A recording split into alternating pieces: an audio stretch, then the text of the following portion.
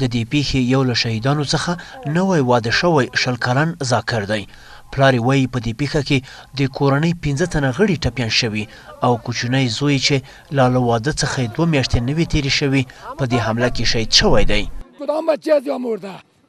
دم طول 2 سال 15 سال کدام بچه امی وزیر مرده؟ غایزی بچه غریب، غایزی بچه کراش، 5-6 نفر من در فامیل من، یکیش به حالت کوماست دنسر جنسی، دیگهش در حالت کوماست دنسر جنسی، یکیش شهیدش آوردیم. خدا او راستی که سعی در 15 اقرب آروسی کردیم برش، 12 مکتب کراچیوانی کردیم، مزدوری کردیم، غریبی کردیم. ما بچه خدا سرش مکتب داد. یک کرلای سفید دیدیم که در بغل بیادر ما مفتی 2 تا بیادر زاده بود.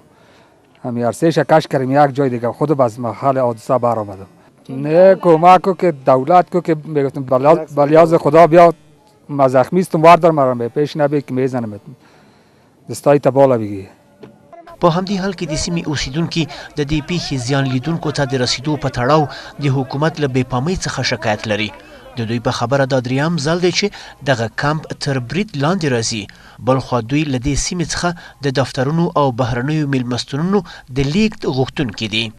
ساعت 8 بجه یا 8:30 بجه بود که دولت رسید پیش ما. 7 بجه انتحاری شده، هر طرف ما زنگ زدیم، 119 زنگ زدیم، در 19 زنگ زدیم. مرا میگه شما حوصله کنید چهارراه میگران بند است. 2 وقت شب چهارراه میگران در کجا بند بوده؟ هیچ گپ نیست. کلی که مرد زخمی ها در سر سرک از کرای حوزه آمده میگه وردار، میگه صبر که ما آمبولانس بطلبیم. خارجی در بین منطقه مسکونی چی میکنه؟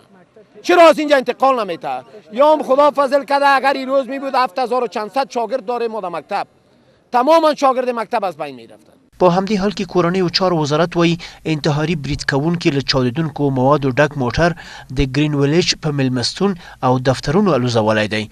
د دې وزارت د ویان په خبره په دې حمله کې 4 تنه وژل شوي او 114 نور ټپیان شوي دي چې د وژل شوو ترمنځ 2 تنه د دې کمپ ساتونکي دي. 4 شهید است که شامل 2 محافظه کمپ میشه، یک پلیس مربوط به محافظت گمرکات هست و یک ملکی است و 114 مجروح داره که در جمع مجروحین 24 تن اطفال است و 14 خانم است و متبقی مرد است که همگیش ساکنینی محل هستند که به اثر شکسته شدن پارچه های کیلکین و در دروازه اینا اکثرش مجروح شدن.